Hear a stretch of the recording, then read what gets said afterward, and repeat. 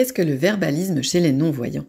Au quotidien, un enfant non-voyant a beaucoup moins d'occasions de faire le lien entre les choses qu'il rencontre et les mots qui les désignent. Maxime est non-voyant depuis sa naissance. Il est très bavard et a beaucoup de vocabulaire. Ses parents ne sont pas certains qu'ils comprennent vraiment tous les mots qu'il utilise.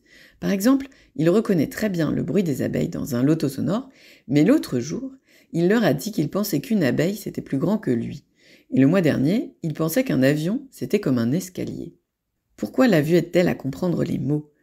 Pour apprendre un mot et en comprendre le sens, un enfant doit avoir entendu plusieurs fois, dans différents contextes, et faire le lien entre ce mot et la chose qu'il désigne. Par exemple, c'est parce qu'il a vu différents chiens, un Yorkshire, un berger allemand, un épagneul, et a entendu que les autres les appelaient des chiens, qu'il pourra construire le concept de chien. S'il voit ensuite un caniche, il n'est pas certain que ce soit un chien.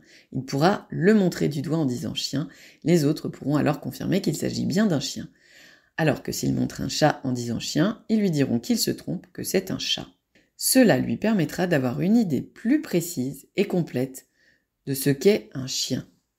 Quelles peuvent être les conséquences de la cécité sur le vocabulaire ? Les enfants non-voyants ne peuvent pas percevoir à quoi correspondent certains mots. Par exemple, tout ce qui est uniquement visuel, les couleurs, très loin, les étoiles, très grand, une montagne, ou très petit, une fourmi, ne pourra pas être perçu. Ils entendent les mots, mais ne peuvent pas les rattacher à quelque chose qu'ils peuvent voir, entendre, toucher.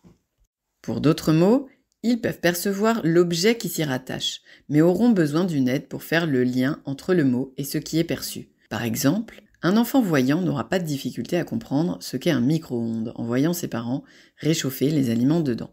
Mais un enfant non-voyant pourra certes entendre le bruit, éventuellement en toucher la paroi, et pourquoi pas l'intérieur, mais il aura besoin que ses parents lui expliquent qu'on réchauffe les aliments dedans pour comprendre ce qu'est un micro-ondes.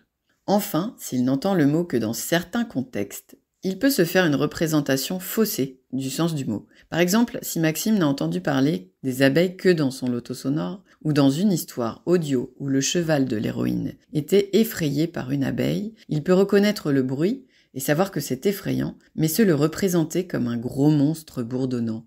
Il ne se le représentera pas comme étant un petit insecte. De cette manière, s'il a pris une fois l'avion, dans lequel il est monté par un escalier, il a pu penser que prendre l'avion, c'était monter l'escalier, et donc qu'un avion, c'est une sorte d'escalier. Le verbalisme. Les enfants non-voyants ont alors tendance à utiliser ces mots dont ils ne maîtrisent pas le sens pour se conformer au langage des personnes voyantes. Cela peut donner une impression de langage décalé, inadapté, ou des formules toutes faites qui ne sont pas adaptées au contexte. On appelle cela le verbalisme. Parfois, le verbalisme est plus discret.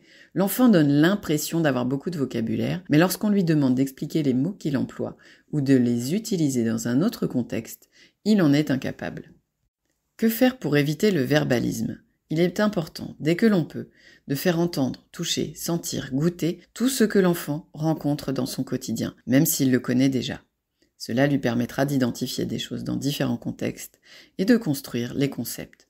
L'essentiel est surtout de lui décrire son environnement, de lui expliquer ce qui se passe et de faire des liens avec ce qu'il connaît. Il vaut mieux par exemple lire un livre à l'enfant pour pouvoir faire des liens, vérifier qu'il a compris, plutôt que le laisser seul avec un livre audio, surtout à la première lecture. Sa maman pourra expliquer à Maxime qu'une abeille, cela peut faire peur à un cheval, cela peut piquer, cela bourdonne dans les oreilles, mais c'est tout petit, comme une mouche. Ça se pose sur les fleurs pour les butiner, donc c'est tout léger. Même ce qui est très visuel peut être expliqué et rattaché à du sens. On peut dire que le vert est la couleur de l'herbe, le bleu la couleur préférée de maman, et aussi celle du ciel et de la mer. Il n'est pas toujours évident de repérer ce à quoi un enfant non-voyant s'intéresse. S'il tend l'oreille, s'il attrape quelque chose, s'il interrompt son activité quand il entend un bruit, ce sont des signes d'intérêt qu'on peut remarquer pour apporter des commentaires. Toutes nos descriptions vont lui permettre de faire des liens et de mettre du sens sur ce qu'il perçoit. Et si ça continue ? Si malgré ces expériences variées et ces explications pendant quelques mois, le langage de l'enfant reste très inadapté, les parents pourront réaliser une consultation chez un orthophoniste. En effet, Si un trouble du langage ou du neurodéveloppement vient s'ajouter à la cécité, il augmente en général le verbalisme. Une prise en charge adaptée peut alors s'avérer nécessaire. Les enfants non-voyants ont tendance à utiliser des mots dont ils ne maîtrisent pas ou mal le sens, dans des contextes inadaptés. Il s'agit du verbalisme, phénomène courant chez les enfants atteints de cécité. Ils font cela pour se conforter au monde des personnes voyantes, en multipliant des occasions de percevoir concrètement le monde qui l'entoure, entendre, sentir, toucher, goûter, et en apportant des explications, en faisant des liens avec ce qu'il connaît. On pourra aider l'enfant à mieux construire le sens des mots et diminuer le verbalisme.